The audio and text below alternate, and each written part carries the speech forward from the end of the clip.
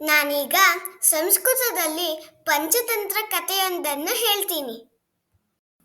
ಕಾಕಸ್ಯ ಉಪಾಯಃ. ಕಶ್ಚನ ಮಹಾವೃಕ್ಷಃ ಆಸೀತ್. ತತ್ರ ಕಶ್ಚನ ಕಾಕಃ ಪತ್ನ್ಯಾ ಸಹ ವಸತಿ ಸ್ಮ. ತಸ್ಯ ಏವ ವೃಕ್ಷಸ್ಯ ಕೊಠರೆ ಕಶ್ಚನ ಕೃಷ್ಣಸರ್ಪಃ अपि वसति स्म. यदा काकी प्रसूता भवति तदा कृष्णसर्पः तस्याः शावकान् खादति स्म. एतेन काकः काकी च महत् दुःखम् अनुभवतः स्म.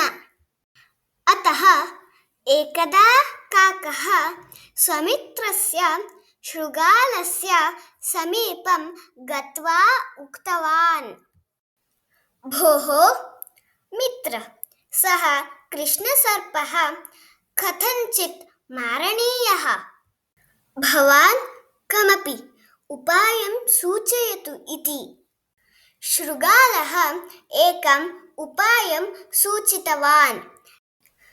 तत् श्रुत्वा काकः बहु सन्तुष्टः. तदनन्तरं काकः उड्डयनं कुर्वन् नगरम् आगतवान्. तत्र महाराजस्य प्रासादस्य सरोवरे अन्तःपुरस्त्रियः जलक्रीडायां मग्नाः आसन्. तासां वस्त्राणि आभरणानि च सरोवरस्य सोपानेषु स्थापितानि आसन्. काकः तत्र गतवान्. एकं सुवर्णहारं स्वीकृत्य अरण्याभिमुखं प्रस्थितवान्. तद् दृष्ट्वा राजभटाः काकम् अनुसृतवन्तः. काकः अरण्यम् आगत्य महावृक्षस्य कोटरे तं हारं पातितवान्. स्वयं दूरं गतवान् च. राजभटाः तत्र आगतवन्तः. कोटरे ते हारं दृष्टवन्तः.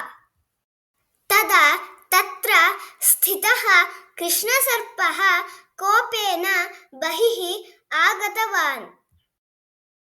राजभटाः दण्डप्रहारेण तं मारितवन्तः. तदनन्तरं काकः पत्न्या सह सुखेन ಜೀವಿತವಾನ್. ಕಥೆ ಹೇಗಿತ್ತು ಕಮೆಂಟ್ನಲ್ಲಿ ತಿಳಿಸಿ. ಧನ್ಯವಾದः. भोः मित्र, सः कृष्णसर्पः कथञ्चित् मारणीयः.